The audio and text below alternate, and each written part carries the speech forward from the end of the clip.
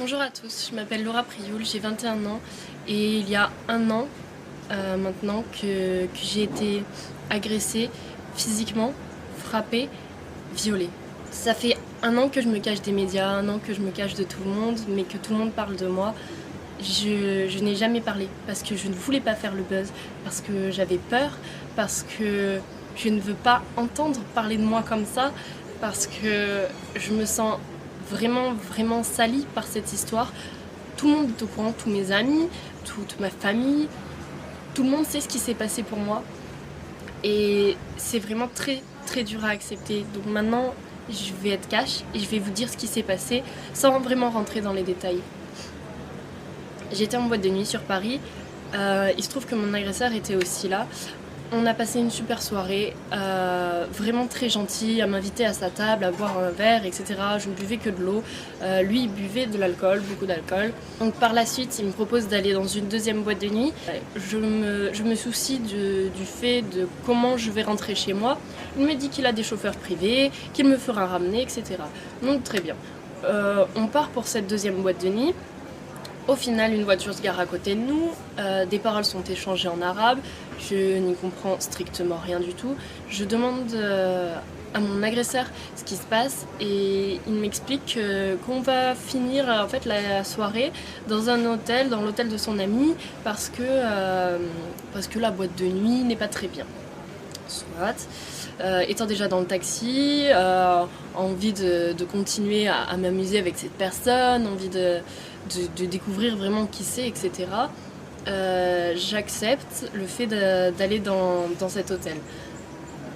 Donc on arrive à l'hôtel, nous sommes 4 personnes, une fille, un homme, mon agresseur et moi. Donc dans cet hôtel, nous continuons à faire la fête, à s'amuser, à rigoler, à regarder des vidéos. On a dû quitter la chambre d'hôtel en fait parce qu'on faisait du bruit et il nous a dit oui, dans ma chambre d'hôtel on peut y aller, on peut faire du bruit, j'ai tout l'étage, personne nous entendra, alors on peut continuer là-bas. Donc très bien, on décide de tous aller là-bas. Donc je demande à la fille si elle vient et au mec, ils me disent que oui, qu'ils doivent parler avant, qu'ils vont arriver, qu'ils prendront un autre taxi. Donc nous on descend, on prend un premier taxi, on va à l'hôtel, persuadés que les personnes allaient nous rejoindre à l'hôtel pour continuer cette fête, on va dire. J'y vais sereinement. Donc une fois dans la chambre, on met de la musique. On continue à danser, à faire la fête et on était proches et à un moment on s'est tous les deux embrassés en fait et il a voulu me rembrasser et j'ai tourné la tête et ça lui a pas plu.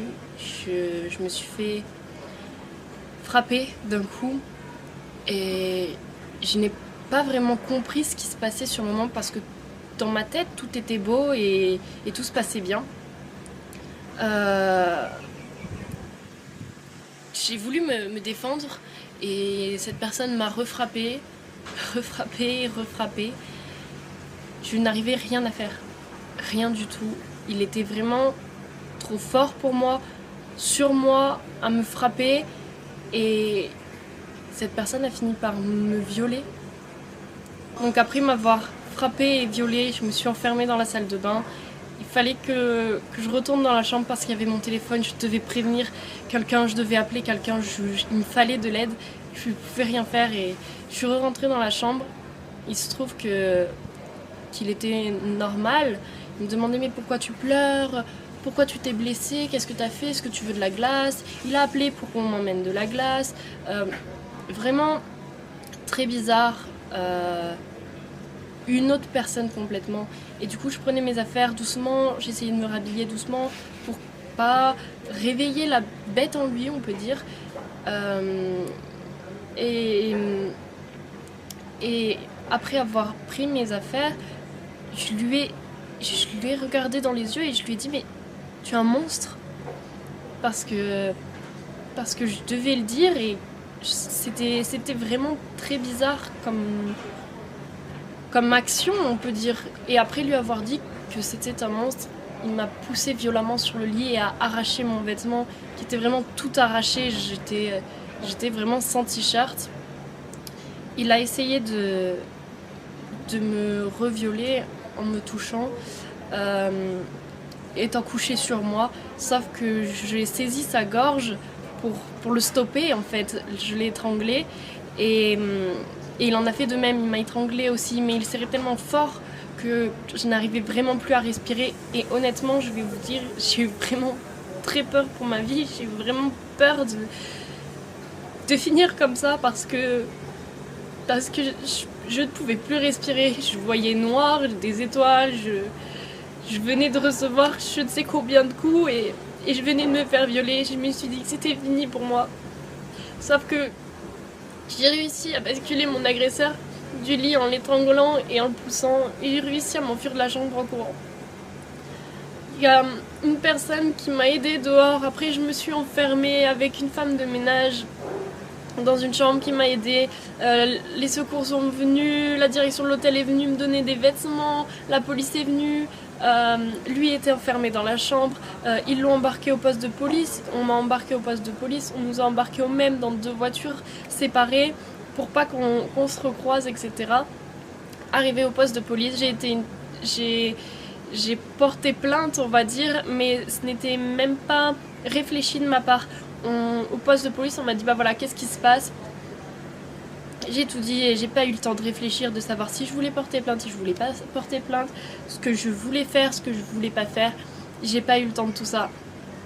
Donc après avoir porté plainte, j'ai été emmenée à l'hôpital pour soigner mes blessures, pour me faire des tests ADN, faire des tests alcoolémie, faire des tests pour la cocaïne, faire toutes sortes de tests.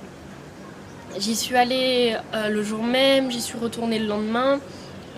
J'ai eu un médicament à prendre pendant 1 mois qui me détruisait l'estomac, vraiment pour pas avoir de maladie, etc.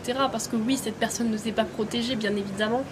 Quand j'étais chez moi, je me pliais de douleur tellement ce cachet me faisait mal. Et c'était dur. Je n'arrivais pas à le dire à ma mère. Parce que c'est trop dur de dire quelque chose de tel à sa mère. La mère qui a toujours voulu me protéger, qui a toujours voulu me mettre en garde, qui a toujours été là pour moi. Le fait de lui dire « Maman, j'ai été frappée, j'ai été violée »,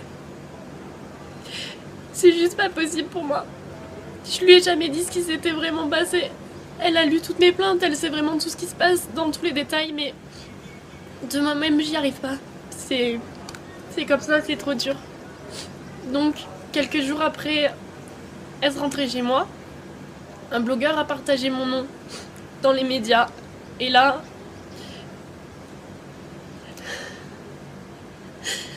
j'ai toute ma vie, on peut dire, qui s'est écroulée ce jour-là. Parce que on a commencé à m'insulter. On a commencé à me traiter de tous les noms. On a commencé à me menacer de mort. On a commencé à me menacer de tout ce que vous voulez. On a commencé à me dire vraiment des choses qui blessent. On a commencé à contacter mes grands-parents, à contacter ma mère, à contacter mes amis, savoir qui j'étais, à me contacter, à m'insulter, à me rabaisser, à m'inventer des histoires, à faire énormément de choses comme ça. J'ai eu tellement de menaces. J'ai vu tellement de commentaires sur moi. Je ne voyais aucun commentaire positif me concernant. Énormément de gens parlaient, énormément de gens m'insultaient, mais personne ne me soutenait, à part ma famille et mes amis. Sur internet, je voyais que du noir. Les gens ont commencé à m'appeler, oui, j'ai vu qu'il s'était passé ça, qu'est-ce qui se passe, etc. Je me suis coupée de tout le monde parce que j'y arrivais pas, c'était trop dur que les gens puissent savoir ça sur moi. J'ai changé de numéro de téléphone, j'ai supprimé tous mes réseaux sociaux, je me suis coupée vraiment de tout le monde, je n'avais même pas le droit d'habiter chez ma mère pour ma sécurité. Donc c'était encore plus dur parce que j'avais vraiment besoin d'elle. Elle était là bien sûr, mais j'avais pas le droit d'habiter avec elle. C'était horrible pour moi. C'est comme ça. Dans les médias, j'ai pu voir que j'avais refusé la confrontation, alors que non. La police m'a bien expliqué que je pouvais faire la confrontation maintenant devant eux, ou que je pouvais la faire plus tard devant le juge, avec un avocat, après avoir réfléchi, etc. Sachant que je venais de me faire agresser par cette personne, la dernière chose dont j'avais envie, c'était de le recroiser, de le voir ou de l'entendre même, ou quoi que ce soit. Donc j'ai dit que j'étais pas prête et que je voudrais le faire plus tard. Donc voilà, donc je n'ai jamais refusé de confrontation, je l'ai fait plus tard. Ensuite, on a pu dire que j'étais coiffeuse, que j'étais escort girl, que j'étais chômeuse, que j'habitais à Nice, que je faisais que des défilés de mode, que plein de choses comme ça. Et tout est faux. Après, au Nouvel An, on a dit que des fans de mon agresseur m'auraient retrouvé dans la rue, sorti du lido, m'auraient fracassé, tapé une bouteille de bière sur la tête, etc. Alors que je ne suis même pas sortie pour le Nouvel An. J'étais chez moi, dans mon appartement, je n'étais même pas sur Paris, je n'étais même pas dans la ville où les faits se seraient passés. Après, qu'est-ce qu'on a pu dire sur moi? On a pu dire que Laura Prioul a été prise la main dans le sac, elle serait dealeuse de drogue, elle devrait passer devant le tribunal, etc. J'avais une grande possession de drogue, etc. À ce moment-là, j'étais en train de travailler, j'étais pas du tout sur Paris. Je ne savais même pas ce qui se passait. On m'a appelé en me disant ah bon, tu vends de la drogue et tout, qu'est-ce que c'est que cette histoire et tout. Non, je ne sais même pas ce qui se passe. Les gens sont au courant avant moi de ce qui se passe. Tout le monde se permet de me raconter une vie en fait, que je n'ai jamais parlé. Donc tous les Facebook, Instagram, Snapchat, Twitter, blog qui portent mon nom, ce n'est pas moi. Je n'ai jamais écrit, je n'ai jamais ouvert ma bouche, je n'ai jamais rien fait de tel. Au jour d'aujourd'hui, oui j'ai peur, oui je fuis la ville parce que je n'arrive pas à sortir. J'ai peur qu'on me reconnaisse dans la rue, j'ai peur qu'on m'agresse, j'ai peur que toutes ces menaces soient mises à exécution, j'ai peur de croiser quelqu'un qui pourrait dire ah mais c'est elle, j'ai peur qu'il se passe quoi que ce soit, j'ai peur pour ma sécurité, j'ai peur pour la sécurité de ma famille, j'ai peur pour la sécurité de mes proches.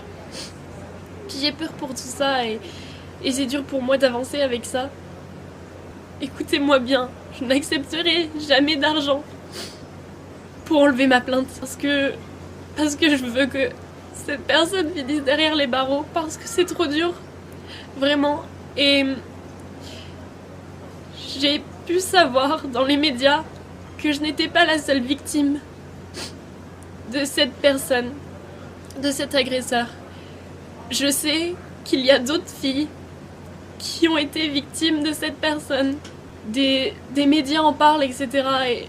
Et j'essaye de me battre pour moi, mais j'essaye de me battre aussi pour ces autres personnes. Mais c'est dur, sachez-le, et j'ai besoin de soutien. Et je suis là aussi pour soutenir ces autres victimes. S'il vous plaît, sortez du silence et allez porter plainte ou je ne sais pas, mais aidez-moi, j'ai besoin d'aide, je suis toute seule contre cette personne.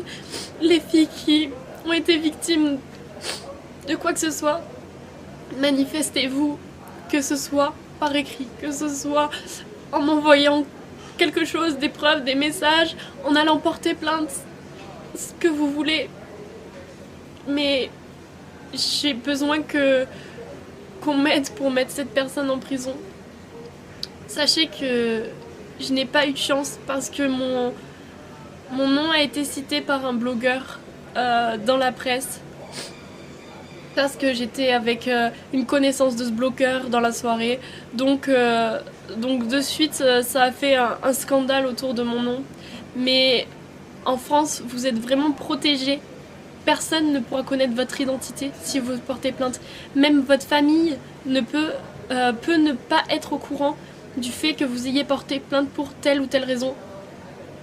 Rien ne sera médiatisé, vous n'aurez pas de menaces, vous n'aurez pas de journaux sur le dos, vous n'aurez pas